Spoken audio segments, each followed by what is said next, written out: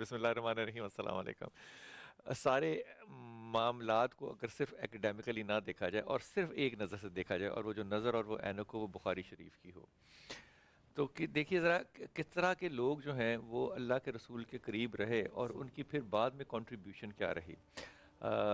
حضرت خالد بن ولید کو لیجئے، حضرت عمر خطاب نے ان کو واپس بلا لیا تھا عین اس وقت جب کہ وہ کمانڈر ان چیف ہونے کے ٹاپ رینک اور ٹاپ جنرالٹی جس وقت موجود تھی اور ان کی ضرورت تھی۔ السلام علیکم نقوی بھائی، السلام علیکم، تشریف لائیے تشریف لائیے۔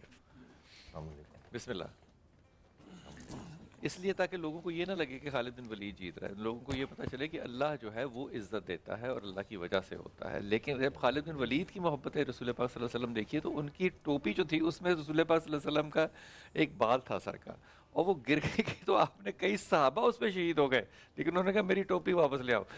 یہ محبتیں جو ہیں یہ بڑی خاص ہیں۔ اگر وہ آیا نمائندہ آیا تو اس نے دیکھا اپنے بادشاہ کو جا کے خبر دی، اس نے کہا بادشاہ سلامت، آپ لوگوں جیسا بادشاہ نہیں ہے محمد، اس کا تو لواب دہن جو ہے وہ لوگ جو ہے وہ ہاتھوں پہ پکڑ لیتے ہیں، وہ تو پانی وضو کا نہیں نیچے گرنے دیتے، وہ تو بال کاٹتے ہیں تو لوگ بال آپس میں تبرک کے طور، وہ آپ جیسا بادشاہ نہیں ہے۔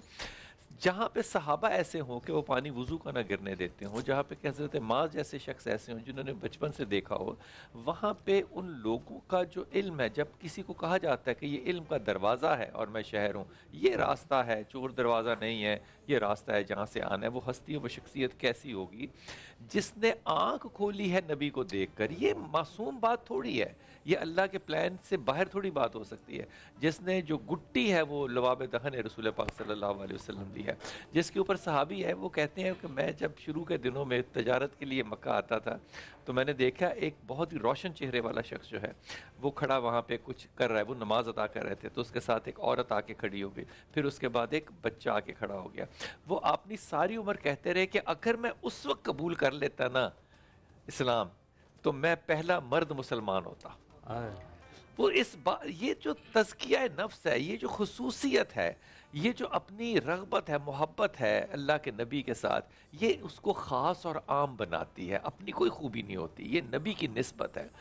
آج کیونکہ ضربت کا شب ہے تو آج فضائل علی پہ بات کریں گے۔ علی کو کون سی چیز جو ہے وہ افضل بنا دیتی ہے؟ ہاں، صحابی ہونا بڑی افضل بات ہے، لیکن اہل بیت ہونا یہ اور کہانی ہے۔ جب اللہ کے رسول خود کہیں کہ یہ میرے اہل بیت ہیں، اور میں جو اپنا سارا دین، میں نے ساری زندگی جو محنت کی، تمہیں قرآن دیا، میں اس کا تم سے اجر مانگ رہا ہوں؟ نہیں، میں نہیں اجر مانگ رہا، میں تم سے جو مانگ رہا ہوں وہ یہ ہے، اور کیا ہم دے رہے ہیں یا نہیں، وہ اجر یہ ہے کہ میری اہل بیت سے مودت کرنا، ان سے محبت کرنا، ان کو تکلیف نہ دینا، بس اور کچھ نہیں مانگا۔ آج اسی بات کو بڑھاتے ہوئے کہ اللہ تعالیٰ ہمارے اس حصے کو قبول کرے۔ انتہائی محترم شہنشاہ نقوی بھائی ہمارے ساتھ، السلام علیکم سر، وعلیکم السلام ورحمۃ اللہ۔ اور ہمارے ساتھ مفتی حنیف قریشی بھائی، السلام علیکم سر، خیریت سے ہیں؟ یہ دو شخصیات ایسے ہیں جن کو بلا کے انسان کو کانفیڈنس ہو جاتا ہے کہ آج کی مجلس تو ہو گئی۔ پھر ہمارے ساتھ جناب علامہ شہریار داؤد بھائی، السلام علیکم سر، خیریت سے ہیں آپ؟ اور فرحان علی وارث ہیں، فرحان السلام علیکم۔ باسط علی رانا سہل وردی، جناب کیسے ہیں آپ؟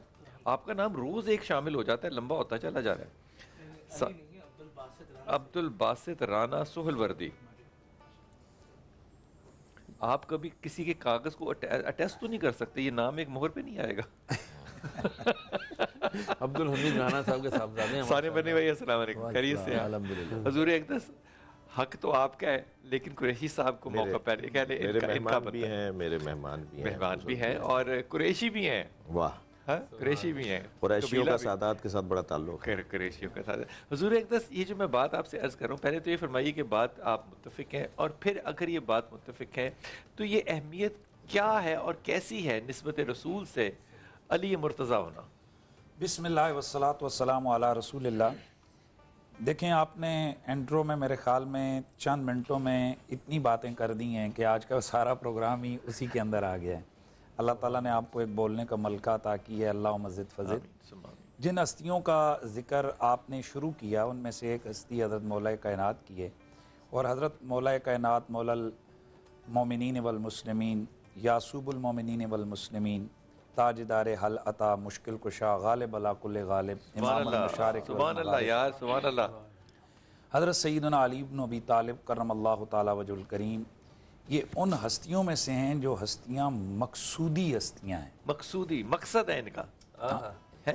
بہت ساری کائنات میں ہستیاں پہلی دفعہ ایسی لفظ ہوتی سنا ہے ہیں. مقصودی ہستی ہیں. واہ.